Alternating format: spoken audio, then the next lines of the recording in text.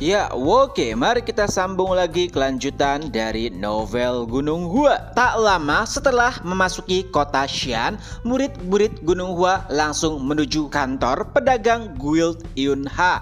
Dan pimpinan Huang lah yang langsung menyambut mereka. Ada alasan kenapa ia melakukan tersebut. Walaupun Chunmyun sering datang mengunjunginya tanpa tata krama dan bahkan sering menghabiskan alkoholnya, tapi tetap saja pimpinan Huang sangat menyukai Chunmyun. Itu semua karena Chunmyun lah yang membawakan keuntungan besar bagi guild pedagang Yunha. Bayangkan saja, hanya bekerja sama atau ikut andil dalam perdagangan teh di Yunnan sudah membuat keuntungan yang sangat besar bagi mereka. Jika saja nama Gunung Hua terus mencuat, pastinya mereka akan lebih banyak lagi mendapatkan keuntungan dan bahkan juga bisa menjadikan mereka guild pedagang terkaya dan juga terbaik di seluruh penjuru benua. Tidak peduli apapun yang dilakukan oleh Chunmyun, pimpinan Huang selalu menyukainya. Setelah sedikit berbasa-basi, akhirnya Penatua Yun Yong memberikan tugas kepada murid-murid yang ikut serta. Mereka diperintahkan untuk berkeliling dan mencari tahu informasi apa saja yang ada di kota Xi'an. Pertama, Penatua Yun Yong memerintahkan Baeksang untuk ikut serta membantu pimpinan Huang dan menyediakan beberapa bahan yang diperlukan. Lalu ia juga memerintahkan Baekchun untuk memimpin murid-murid mencari informasi yang ada di kota. Adapun Chunmyun, ia ikut dengan Penatua Yun Yong untuk mencari tempat yang cocok untuk dijadikan lokasi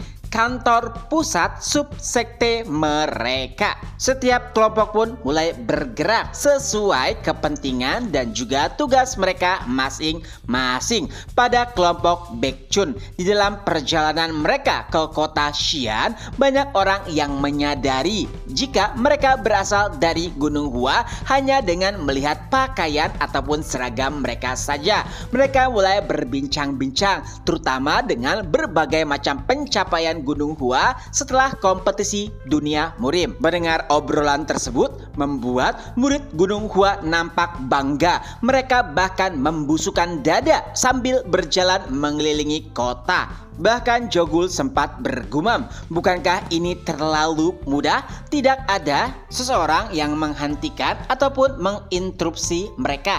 Ya, saat ini mereka sedang berjalan-jalan di wilayah kekuasaan sekte ujung selatan. Tapi tidak ada pun yang membicarakan sekte mereka. Malahan setiap orang yang melihat kehadiran mereka malah mulai menyanjung dan memujinya. Nampaknya itu adalah waktu yang tepat bagi mereka untuk membuka cabang ataupun subsekte baru, karena saat itu sekte ujung selatan dalam masa pengasingan. Tidak hanya itu, mereka juga merasa sangat nyaman karena tidak ada Chunmyun di dalam rombongan mereka. Baekchun bahkan sempat berpikir jika ada Chunmyun tidak mungkin akan ada ketenangan selama perjalanan mereka.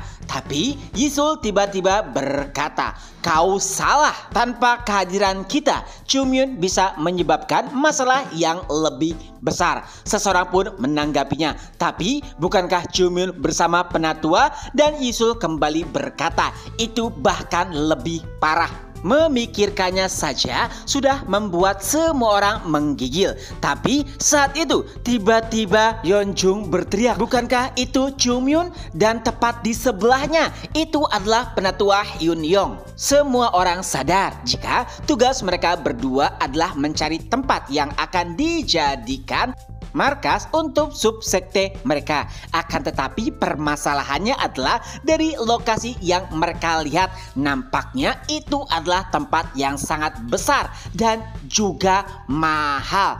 Tapi mereka juga sempat berpikir, apakah itu mungkin? Karena Penatua Yun Yong tidak akan pernah mengizinkan hal tersebut. Apalagi ia bersama Chunmyun, seseorang yang juga sama pelitnya. Dengan penuh kekhawatiran, semua orang pun mulai berlari ke arah di mana Penatua Yun Yong dan juga Chunmyun berdiri. Dan benar saja, saat mereka semua sampai, alangkah terkejutnya semua orang. Karena apa yang ada di hadapannya lebih tepat seperti rumah terabaikan. Memang benar, itu adalah tempat yang luas, akan tetapi itu juga merupakan bangunan tak terawat. Rumput-rumput tumbuh besar mengelilingi bangunan tersebut. Baekhyun bahkan sampai bergumam, lebih baik aku mati daripada berada di tempat ini. Ini bahkan lebih buruk dari apa yang ada di Gunung Hua dahulu kala. Saat itulah seseorang muncul dan berkata, bagaimana? Bukankah ini adalah tempat yang sangat sempurna? Ini juga sangat murah. Ya, itu adalah calo ataupun makelar yang memperkenalkan tempat tersebut kepada Chung Myun dan juga penatua Hyun Yong. Dan anehnya, kedua orang tersebut malah sangat menyukai tempat itu, apalagi karena harganya sangat murah. Akan tetapi, makelar itu juga menjelaskan ada alasan kenapa harganya murah, yaitu karena ada rumor yang menyatakan jika ada hantu di bangunan tersebut. Dan itu juga yang menjadi penyebab setiap orang yang menyewa tempat tersebut tak lama kemudian akan meninggalkannya karena gangguan hantu. Mendengar hal tersebut, Chung Myun malah menanggapinya dengan santai. Oh, jadi ada hantu? Bukankah itu menjadikan harganya lebih murah lagi? Tentu saja itu adalah tanggapan yang aneh. Sang makelar kembali berkata, apakah tidak masalah jika tempat ini benar-benar berhantu? Tapi yang terjadi adalah Chung Myun juga penatua Hyun Yong tersenyum lebar dan berkata, baiklah, mari kita buat kontrak. Adapun Baekhyun, ia hanya bergumam, ini adalah neraka, lebih baik aku mati. Beberapa saat kemudian, semua murid yang ikut serta bersama Hyun Yong mulai bekerja keras layaknya seorang tukang. Ya, mereka sedang membersihkan pavilion ataupun tempat yang sangat usang, bahkan lebih bisa dikatakan sebagai tempat hancur. Tidak hanya itu, mereka juga bahkan melakukan dekorasi ulang. Baekhyun bahkan sampai mengeluh, seharusnya aku bisa mengantisipasi ini terjadi saat penatua Hyun Yong ditunjuk sebagai penanggung jawab. Jika saja itu adalah pimpinan Hyun Jong ataupun Hyun Sang, ini tidak akan pernah terjadi. Dan yang lebih menyebalkan adalah mereka melakukannya sendiri untuk menghemat uang. Tapi untungnya penatua Hyun Yong merasa sedikit kasihan dengan murid-murid. Oleh sebab itulah ia meminta bantuan guild pedagang Yunhya untuk mengirimkan beberapa tukang kayu. Dan bahkan para tukang kayu merasa kagum dengan kinerja murid Gunung Hua yang bukan merupakan tukang. Walau demikian, menurut Baekhyun semuanya sudah sangat keterlaluan.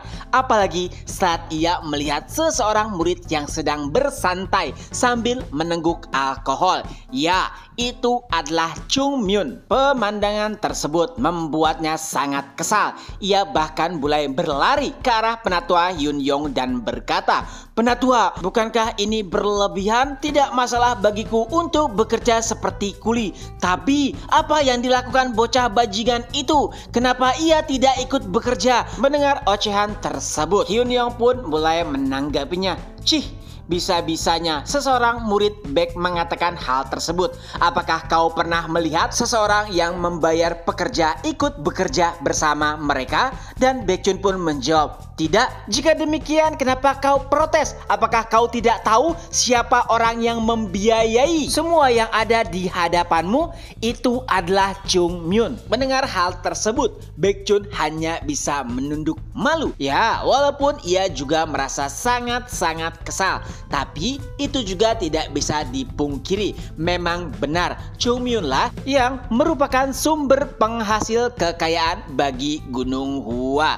Baekhyun bahkan sampai meminta maaf. Dan dari kejauhan, Chung Myun yang mendengar percakapan tersebut mulai berkata, "Penatua, haruskah aku ikut bekerja?" Tapi Hyun Yong mulai mendekatinya dan berkata, tidak perlu. Para bajingan itu memang tidak tahu malu. Lebih baik kau beristirahat saja. Biarkan mereka yang menyelesaikan semuanya." Dan Chung Myun menanggapinya, "Tapi tatapan semua orang sangat menggangguku." Dan Hyun Yong kembali berkata, "Apa? Siapa yang berani melakukan hal tersebut? Biar aku congkel matanya." Dan dengan itu pula chapter pun berakhir. Nah, itulah apa yang terjadi pada kelanjutan novel Gunung Hua. Semoga terhibur. Ketemu lagi di next video. Bye bye.